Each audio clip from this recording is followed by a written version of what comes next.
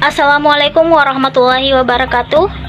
Perkenalkan, nama saya Cica, NIM 09105802200009. Tujuan saya membuat video presentasi ini yaitu untuk memenuhi tugas mata kuliah Semantik Bahasa Indonesia dengan dosen pembimbing Ibu Dr. Yusma M. Hum. Adapun materi yang akan saya bawakan yaitu mengenai penamaan dan pendefinisian.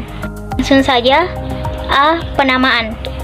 Nama merupakan kata-kata yang menjadi label setiap makhluk hidup, benda, aktivitas, dan peristiwa di dunia ini. Anak-anak mendapatkan kata-kata dengan cara belajar dan menirukan bunyi-bunyi yang pertama kali mereka dengar. Nama-nama itu muncul akibat dari kehidupan manusia yang kompleks dan beragam. Plato di dalam percakapannya yang berjudul Kratois menyatakan bahwa lambang itu adalah kata dalam suatu bahasa, sedangkan makna adalah objek yang dihayati di dunia berupa rujukan, acuan, atau sesuatu yang ditujukan oleh lambang itu.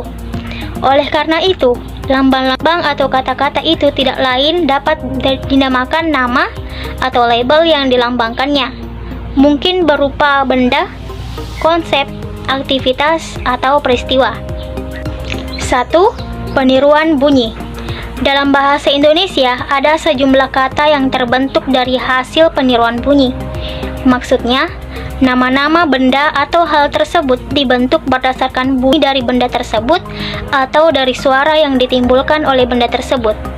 Yang kedua, penyebutan bagian. Penamaan sesuatu benda atau konsep berdasarkan bagian dari benda itu biasanya berdasarkan ciri khas yang menonjol dari benda itu dan sudah diketahui oleh masyarakat umum. Yang ketiga, penyebutan sifat khas.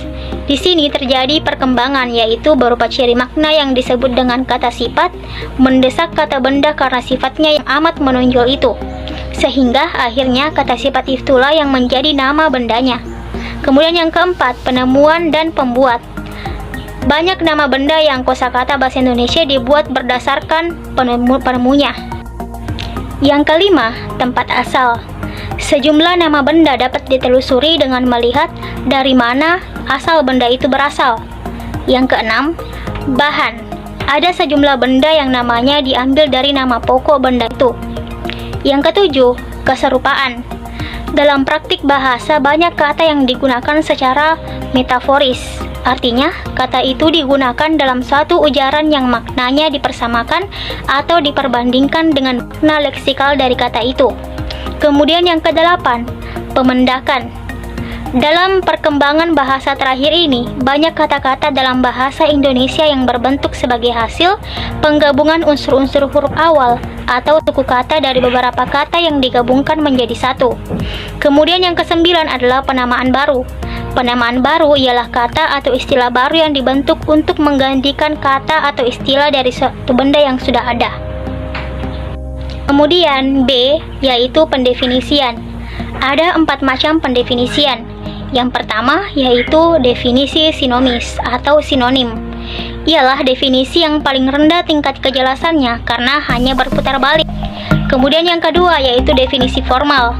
Ialah konsep atau ide yang akan didefinisikan, disebut dulu ciri umumnya lalu ke ciri khususnya. Kemudian yang ketiga, definisi logis. Ialah mendefinisikan secara tegas objek, ide atau konsep dengan sedemikian rupa sehingga objek tersebut berbeda secara nyata dengan objek-objek yang lain dan lebih luas dari definisi formal. Kemudian yang keempat, definisi ensiklopedis. Ialah definisi yang lebih luas lagi dari definisi logis disebabkan definisi ensiklopedi menerapkan secara lengkap dan jelas serta secara cermat akan segala sesuatu yang berkaitan dengan konsep atau ide. Baik, itulah tadi presentasi singkat dari saya. Lebih dan kurangnya mohon dimaafkan. Wassalamualaikum warahmatullahi wabarakatuh.